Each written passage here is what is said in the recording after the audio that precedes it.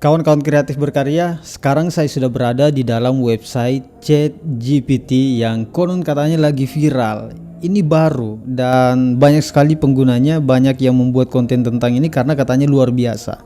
Sebelum saya membuat konten ini, saya sudah pelajari ChatGPT, saya sudah praktekkan dan ternyata Masya Allah sangat luar biasa sekali.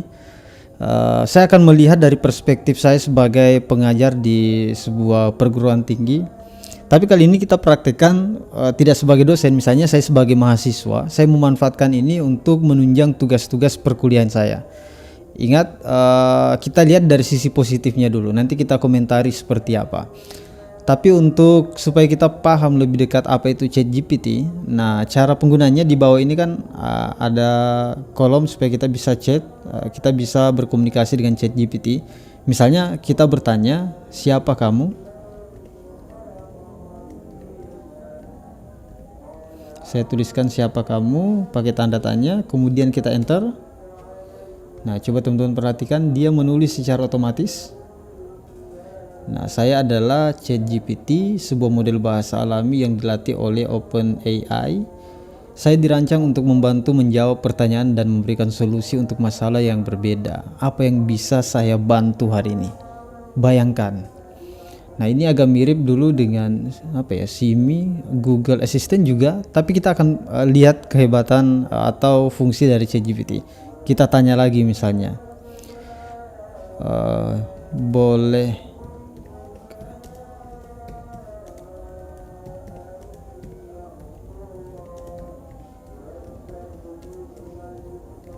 ya, jadi seolah-olah kita berkomunikasi dengan manusia ya, padahal ini Open AI, robot ya yang bekerja, tapi tidak apa-apa. Kita lihat saja kemampuannya. Bolehkah saya minta tolong kepada Anda? Jadi kita sopan saja bertanya dan pastikan struktur kalimatnya mudah dia paham ya. Kita enter dan lihat cara dia merespon. Nah, tentu saja saya siap membantu Anda dengan apapun yang bisa saya bantu. Silakan jelaskan apa yang Anda butuhkan bantuan dari saya. Misalnya saya mahasiswa tingkat akhir yang ingin mengajukan judul penelitian skripsi. Tapi saya bingung topiknya apa. Saya minta pandangan dari ChatGPT. Coba saya tuliskan ya.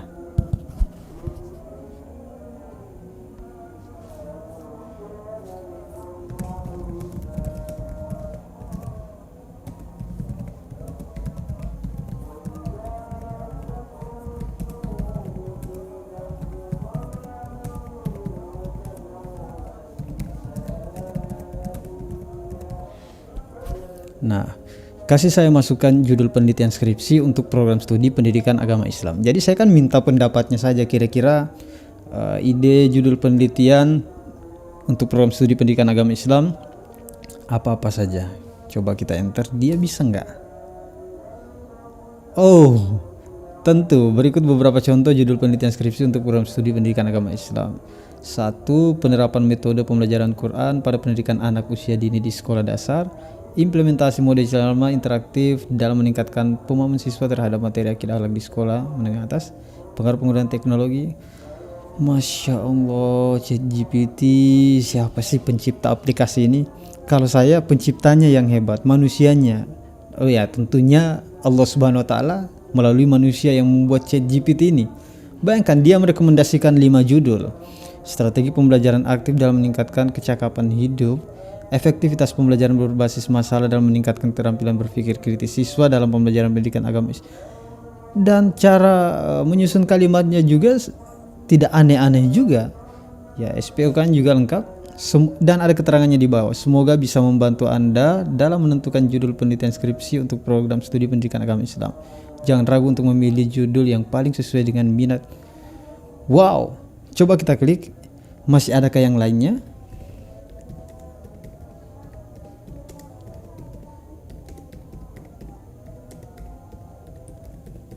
Saya tanya lagi, masih adakah saran judul lainnya? Dibalas tidak. Wow, ternyata masih diketik. Ini ChatGPT, Pak. Nah, oke, setiap ChatGPT memberikan sarannya, selalu ada kalimat-kalimat yang menutup. Misalnya di awal, tentu saja di bawah ini adalah beberapa contoh judul penelitian skripsi lainnya untuk program studi pendidikan agama Islam. 1. Analisis kualitas pembelajaran pada mata pelajaran Quran di sekolah menengah pertama. Kalimatnya bagus kan? Efektivitas model pembelajaran berbasis hafalan dalam meningkatkan kemampuan hafalan.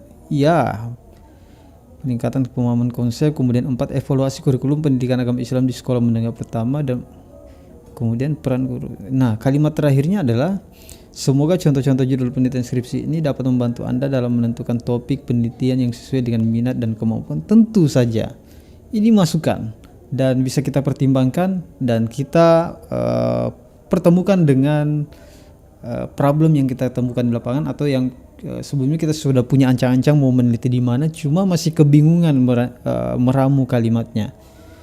Bagi saya ini nggak masalah kalau sekedar memberikan kita masukan. Setiap kita memiliki cara masing-masing yang berbeda-beda untuk menemukan ide. Ada orang yang menemukan ide sambil ngopi, ada yang menemukan ide sambil shopping, ada yang menemukan ide sambil main game. Nah, ini bisa dijadikan cara untuk membantu kita berpikir. Tapi lagi-lagi jangan menggunakan secara mentah-mentah. Teman-teman harus analisis juga. Bisa menggunakan bantuan Turnitin untuk memastikan bahwa ini tidak similar dengan judul-judul yang telah diteliti lainnya. Kita coba lagi kemampuannya. Misalnya penelitian pendidikan agama Islam kita kaitkan dengan tradisi budaya lokal. Saya tanya lanjutannya ya.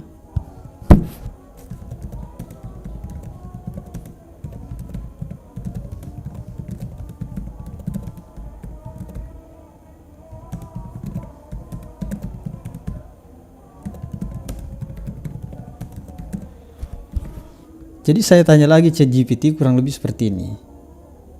Kalau misalnya dikaitkan dengan budaya lokal, maksudnya judul-judul di atas, judul yang bagus seperti apa? Oke, kita enter. Kira-kira masih dijawab tidak? Baiklah, berikut adalah beberapa contoh judul penelitian skripsi untuk program studi pendidikan agama Islam yang dikaitkan dengan budaya lokal. Masya Allah, langsung diolah Pak. Tidak membutuhkan waktu untuk berpikir lama baru memberikan saran kepada kita yang bertanya, tapi langsung ditulis. Contohnya saya bacakan. 1. Pemahaman puisi Islami dalam menanamkan nilai-nilai budaya lokal pada siswa sekolah dasar. Keterkaitan antara pendidikan agama Islam dengan adat istiadat dalam bentuk karakter santri di pesantren. Implementasi nilai-nilai budaya lokal dalam pembelajaran Al-Quran di sekolah menengah atas. Pengaruh kebudayaan lokal dalam menumbuhkan kepedulian sosial pada siswa. Masya Allah. Yang kelima, peningkatan pemahaman konsep tauhid melalui budaya Islam lokal. Oke. Intinya beberapa poin ini bisa menjadi referensi buat kita, memberikan asupan atau masukan-masukan judul yang bisa kita elaborasi nantinya. Nah, selalu diakhiri dengan kalimat, semoga contoh judul-judul penelitian ini dapat memberikan inspirasi dan membantu Anda dalam menentukan topik penelitian yang cocok untuk program studi pendidikan agama Islam dengan mempertimbangkan aspek budaya lokal. Ya betul, nanti kita akan kaitkan budaya yang mana yang kita maksud. Nah ini ChatGPT loh. Wow, sistem yang sangat luar biasa. Nah ada yang dikhawatirkan dari ChatGPT. Misalnya kalau siswa atau mahasiswa kita diminta untuk membuat makalah, tapi mereka malah menggunakan bantuan ini dan tanpa misalnya mengoreksinya kembali atau membacanya, maksudnya menggunakan secara mentah-mentah. Saya coba mengetes, dia bisa tidak membantu saya membuat makalah. Kita tanya saja.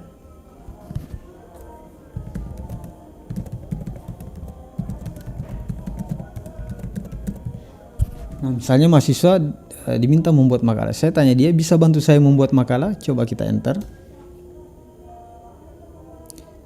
Wow, tentu saja saya siap membantu Anda dalam membuat makalah. Silakan jelaskan topik atau tema makalah yang ingin Anda tulis dan apa saja yang perlu dimasukkan dalam makalah tersebut.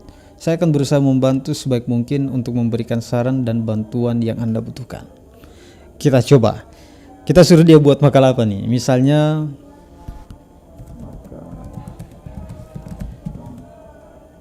berhubung bulan Ramadan, kita suruh dia buat makalah tentang puasa.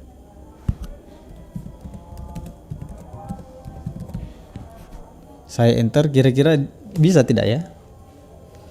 Baiklah, berikut ini adalah contoh kerangka dan poin yang dapat Anda gunakan sebagai panduan untuk menulis makalah tentang puasa. Wow, pendahuluan Pak. Iya, pengertian dan sejarah. Oh, dia kasih topik-topik. Oke.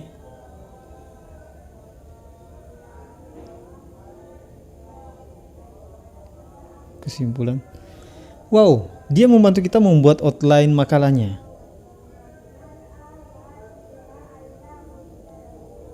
Oke, dia paling tidak membantu kita membuat kerangkanya. Coba kalau saya tanya, tuliskan, saya ini banyak permintaannya karena dia buat kerangkanya, kita suruh dia buat lagi isinya, pengenalan tentang puasa. Jelaskan, kita suruh jelaskan ya.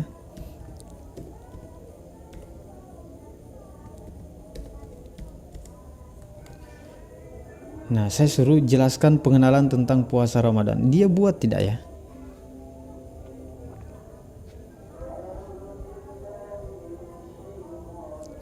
Wow. Nah, ini dia nih yang dikhawatirkan. Jangan sampai malah digunakan untuk membuat seseorang menjadi malas nantinya. Nah, ini yang perlu kita khawatirkan, yang perlu kita antisipasi. Sebagai dosen, sebagai guru, nanti diedukasi saja mahasiswa dan peserta didik kita. Wow, akhirnya dia menjelaskan. Oke.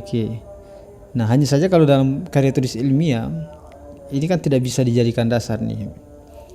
Nah, kita butuh referensi yang valid, yang jelas penulisnya siapa. Nah, paling ini membantu kita untuk merangkai kalimat kita, untuk mengulas sebuah referensi, untuk membantu kita dalam bukan berimajinasi.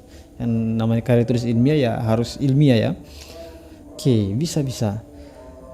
Paling tidak sampai di sini kita sudah tahu manfaat dari ChatGPT dalam kerja-kerja akademik. Tentu ini sangat membantu. Nah, coba saya tanya dia, bisa buat artikel jurnal tidak ya?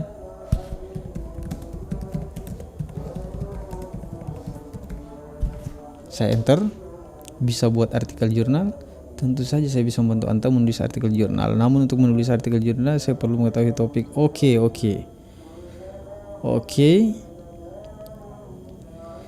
Wow, ChatGPT membuat artikel jurnal, satu abstrak, pendahuluan, tinjauan pustaka, metodologi penelitian, hasil penelitian, pembahasan, kesimpulan, dan daftar pustaka. Sesuai Pak. Hanya saja beberapa, ya kalau struktur ini kan beda-beda. Ya, kadang ada tinjauan pustaka atau literatur review, kadang juga tidak ada. Nah, hasil dan pembahasan kadang dijadikan satu, ada juga yang dipisah. Nggak apa-apa, dia bisa. Coba kita kasih satu topik dan dia membuat artikelnya. Misalnya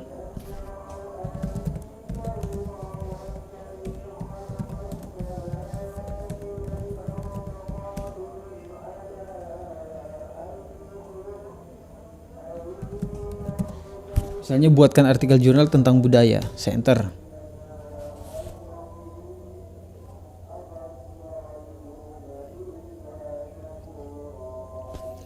Wow, abstraknya langsung dibuat Pak. Masya Allah.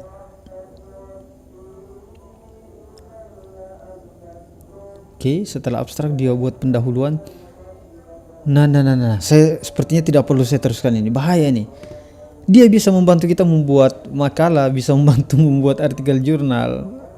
Nanti di luar konten ini saya masih perlu banyak belajar tentang ChatGPT ini. Rupa-rupanya dia banyak membantu kita.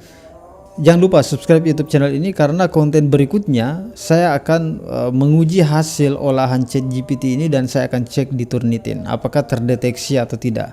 Karena salah satu problem atau kendala kita dalam penulisan karya tulis ilmiah adalah kita harus memastikan tulisan kita itu betul-betul original dan tingkat kesamaannya dengan tulisan lainnya itu tidak tinggi atau tidak terlalu besar karena ada batas toleransi biasanya bagi para pengelola jurnal.